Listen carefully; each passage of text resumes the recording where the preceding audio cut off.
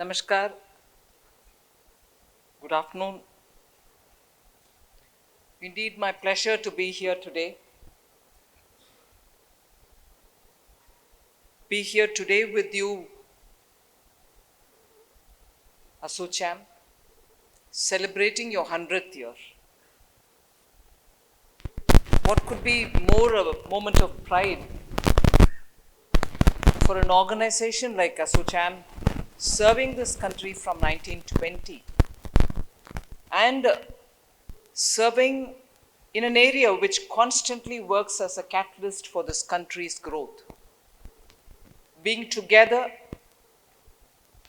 generating ideas, influencing policy, and also showing and making a difference in the ground through all the activities that you are engaged in. My appreciation, and also wish you several hundred more years in the service of this great country.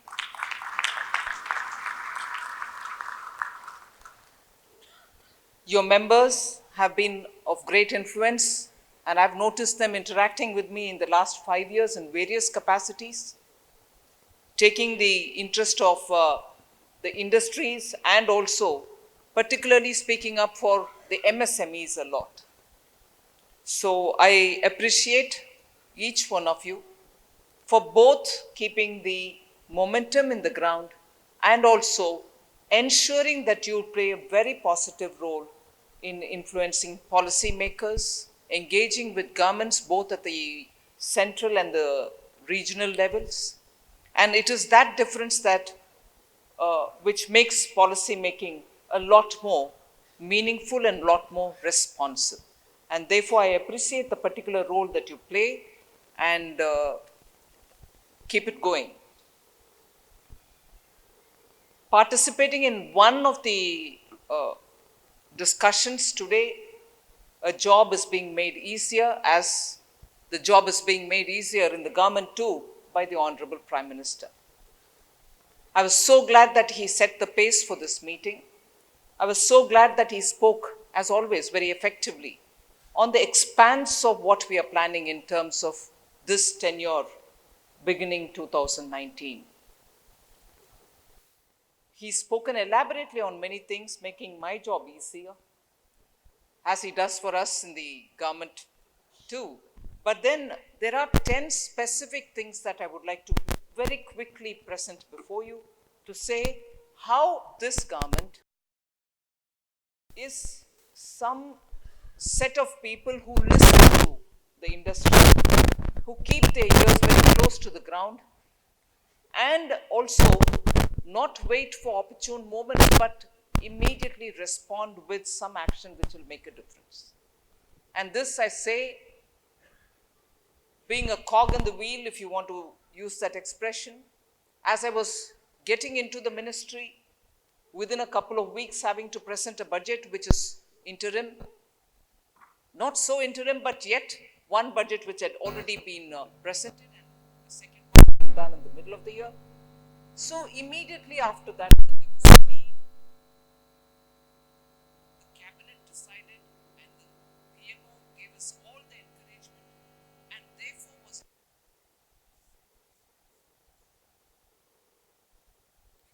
essentially responding to the industry.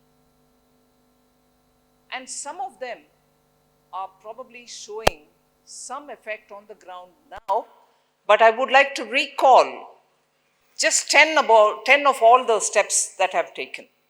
Only because it is because of those 10 steps that I'm moving ahead with a lot more sense of, having to respond in preparing the next budget. And therefore, the 10 steps are being recollected before you only with an expectation that even as the pre-budgetary consultations are going on, I would get even more calibrated inputs from the industry and therefore be able to present a budget which will be a lot more relating to the situations that you present before me. So very quickly, the issue of liquidity was one which came up in a very big way after my budget presentation. There is no liquidity in the market. There is no liquidity. So in that, together with the banks and together with the Reserve Bank, we had a lot of time understanding where is it getting locked up. After all, for the banks,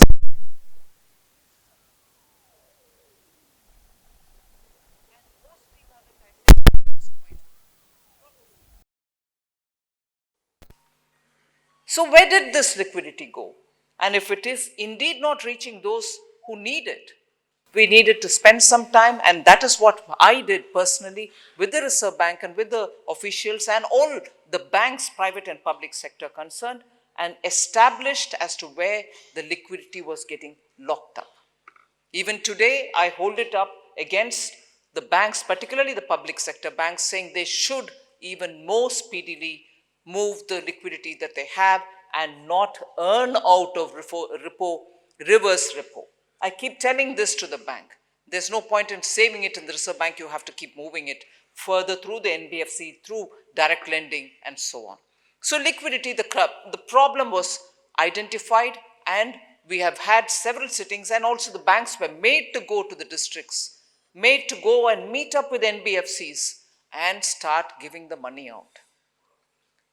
Banks were also infused with the equity, both in the budget and afterwards. I've been talking to them to see how best they are going to use it. Banks have also had one round of mergers. We've given them the capacity to decide on their own. We've assured them, and I'm glad that the Prime Minister has also spoken about it, that they have to be absolutely professional. And I'm proud to say there has not been any interference in the bank's decision-making process from the government.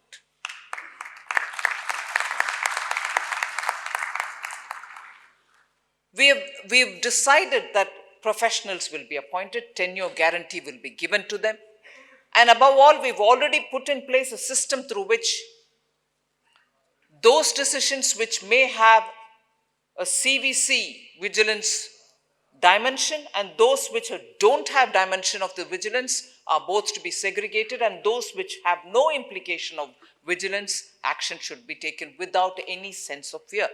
And for those which have an implication of vigilance, we've got a small set of officers team within each institution which can collectively sit and quickly take a decision and move it forward.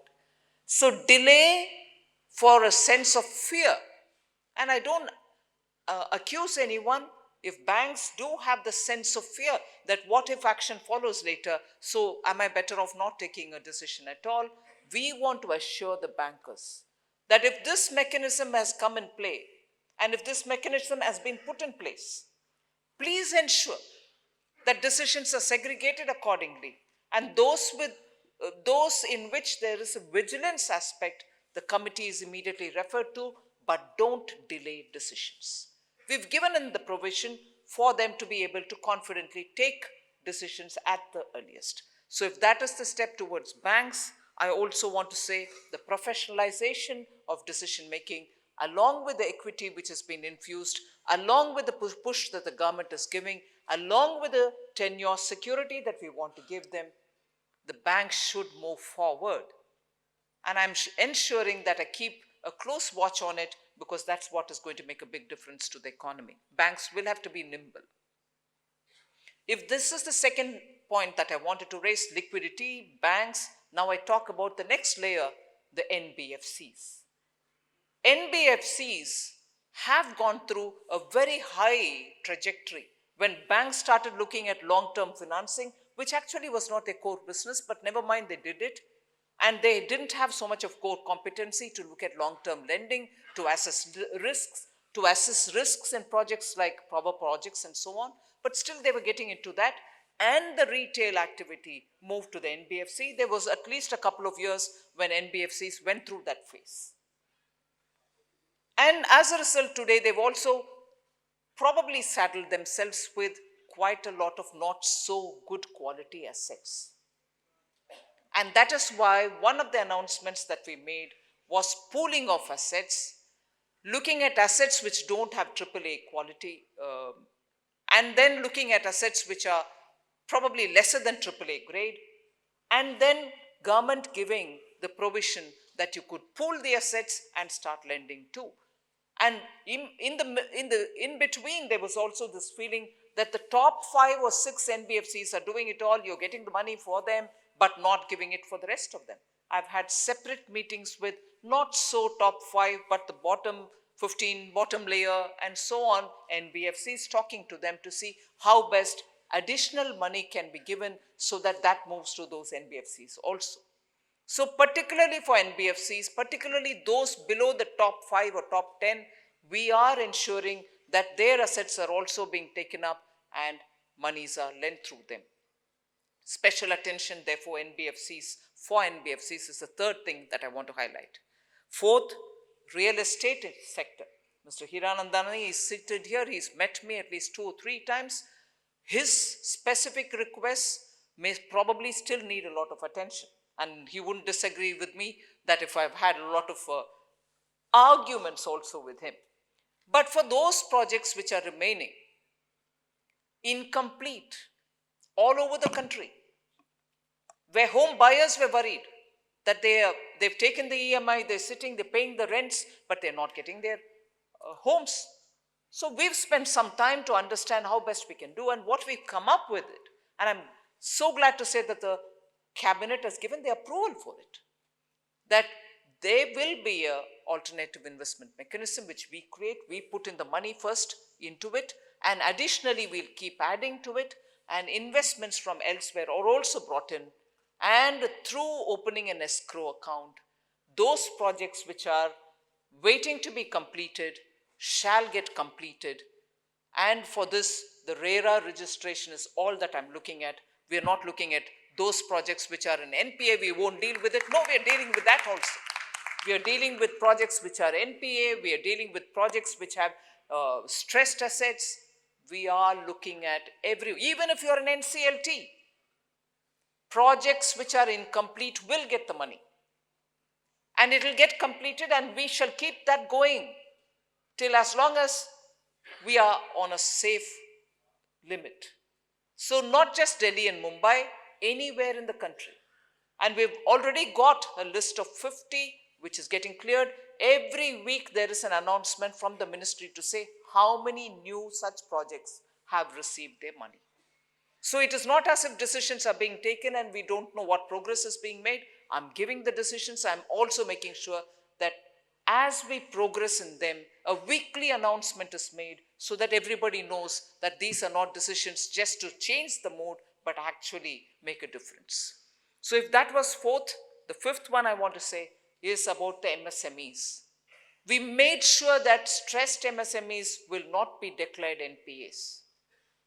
They can be restructured without becoming an NPA.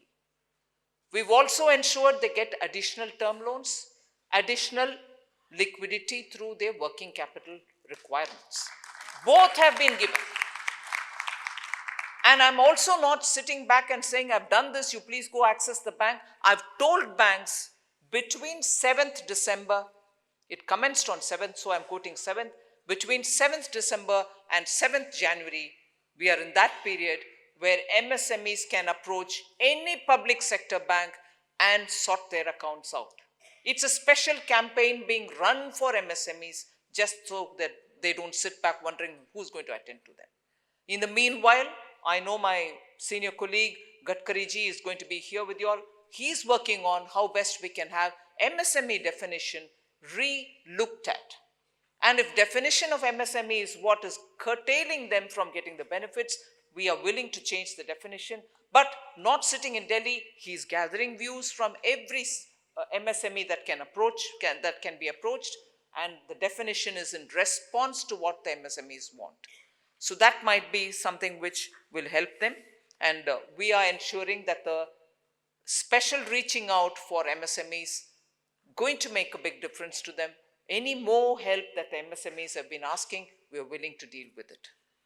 The sixth that I would like to underline, you know, even during the budget I had announced that 1 lakh crore will be given for infrastructure, and I have announced post-budget that I'll make sure that it will be front-loaded.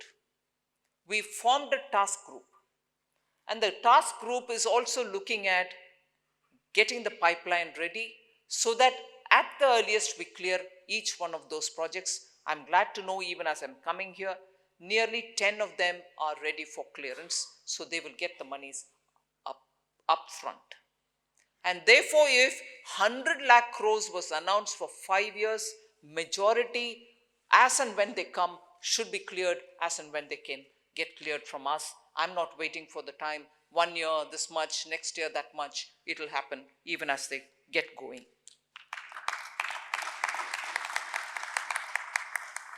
Corporate tax reduction is something which has been talked about a lot. Now, as a result, a lot of others have started asking, which shows that there is an impact of that step taken. Cooperatives want that. Partnerships want that. Limited liability partnership also want that. So, the fact that it has made a difference, much before it shows in newer investments which are to happen post-October, when the decision to have the lowest rate applicable for new investments are going to take shape. Other sectors, other formulations are also asking for. Now we've given it only for the Companies Act, they want for cooperatives and partnerships. I expect a lot of change to happen, a lot of newer investments to take place. People are asking for a lot of clarity because we've mentioned it is only for manufacturing. What constitutes manufacturing is also something which we are talking about. So if that's one. The one other thing which I want to add here, probably as my last step here, last item that I want to mention here is the issue of how taxation collection happens in this country. Because in doing a business, other than the benefits that you might want, other than the ease of doing business that you would want, other than having your inputs obtained at an affordable cost that you would look at, other than looking at reforms in energy sector which has a direct bearing on your production, one thing which was niggling in everybody's mind was, is there a friendlier way in which you can take taxes from us? I'm not using the pet word, as you know, harassment. So I've gone around the entire country meeting with tax administrators to say it is possible to collect without really breathing down the necks of assessees.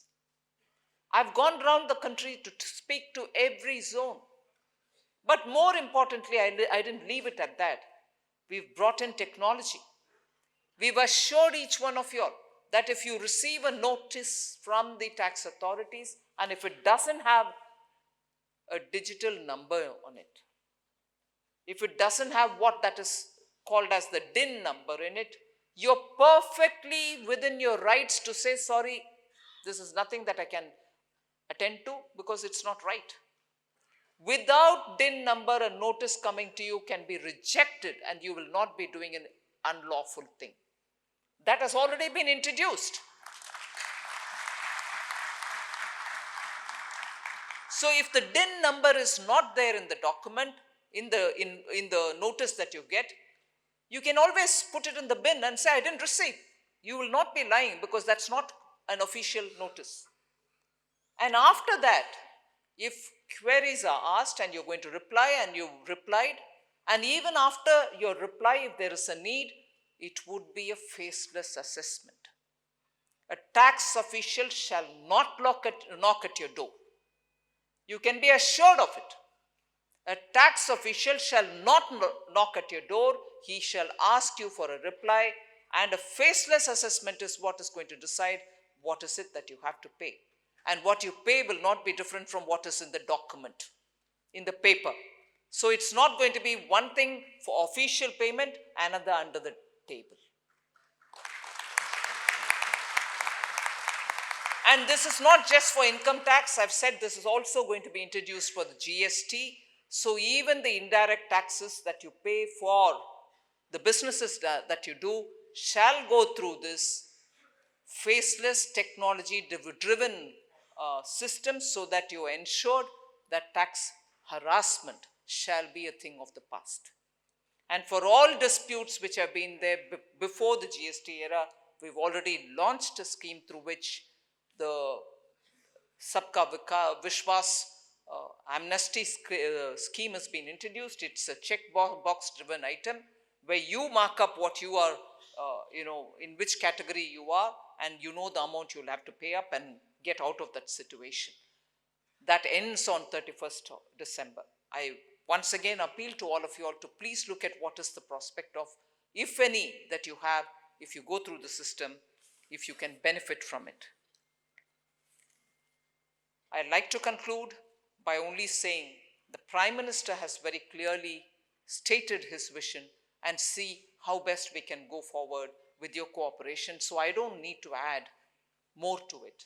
But there are one or two things that I would certainly take this opportunity to add. We are led by a Prime Minister who in his last 5 years has shown conviction to change India's systems, make them transparent, take on some tough decisions in cleaning up the banks, in cleaning up the systems, and making sure that we remain responsive to industry. So I would want to draw your attention saying, here is a Prime Minister who as Chief Minister showed that development and growth are the two top priorities, and that continues. Reform continues. The commitment for reform continues.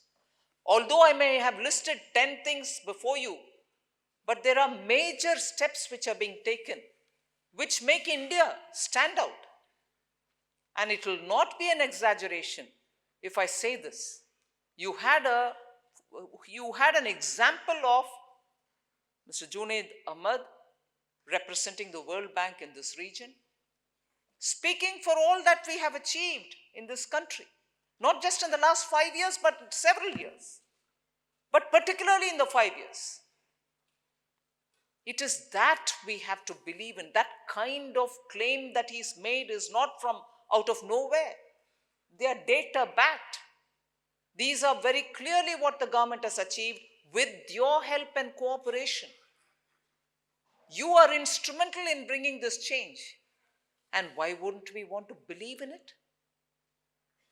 Therefore, I would appeal today, in your 100th year, Asocham, please get out of this mood of self-doubt. Get out of this mood of self-doubt. Can we do it? Can India do it? What's happened to India? Why is this negative mood? Get out of this self-doubt. You are the very big people who have contributed to that kind of achievement, that today World Bank's representative stands before you to say, hey, you've done all this.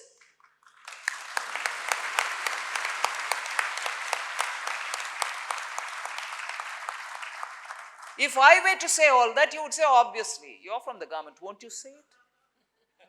I've not said it. I'm still saying I'm only listing that boring list of, oh, I've done this, I've done that, which is my job, I'll do it. But what had happened in the last 5 years and what achievements you have made possible is read out by somebody else. And I'm not saying it from the point of view somebody else in that sense. In today's mood in India, everything is treated differently. No, he's one of us in that he is also working for India's development. And he says that to you. Listed the things. Inflation has been in control. Well, I agree. Seasonal impact of a vegetable like onion has pushed it all up. It's only seasonal. But inflation has always been at 4 or below 4. Remember those days when food inflation was in double digits, not very long ago, before 13, 14. Even with onions playing havoc, we've not crossed 4. All right, just a bit near 4. Inflation has been kept under control.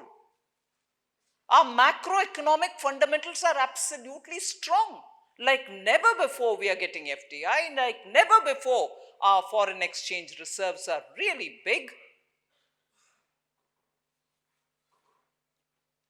Banks are professionalized. PSU disinvestments happens.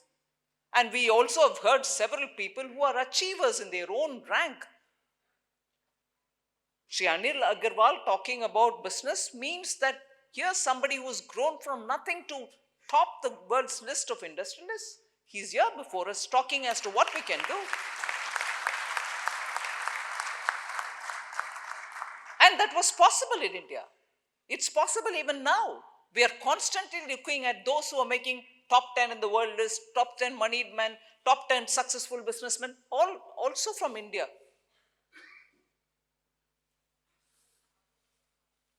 So strategic disinvestment happens. Public sector undertaking. The reason why I picked up on Shri Anil Agarwal was he reminded us saying there's no business for government to be in business. Disinvestments are happening. And some of y'all will have to come forward to offer bids. You can't remain quiet. You should look at prospects of growing your business through taking up some of these companies which are coming out, which are essentially Indian companies. So you must be the first bidders. You must be the first bidders. And the last thing which I would want to draw your attention to say that this government understands what it is to be in sync with the industry. Look at the IBC, the Insolvency and Bankruptcy Code. Please look at its trajectory. When was it brought in? Was it just a step that we wanted to show that yes, Insolvency Bankruptcy Code is coming, you can take it as a course? And the constant repeated amendments with which it is going into the parliament, defended, voted upon, and we come out just in time so that industries get assured that if there are little tweakings which are required, because there are interpretations which are leading it to, put the whole case in a circle. You're not going to go around in a circle, but solutions are needed.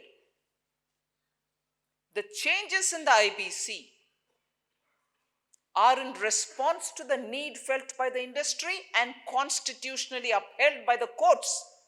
And that work is something which all of us are doing constantly.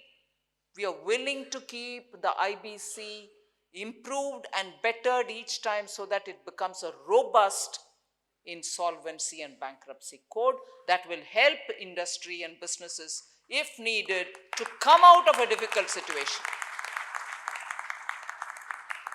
And I say carefully, insolvency and bankruptcy code it may be. Insolvency and bankruptcy code it may be.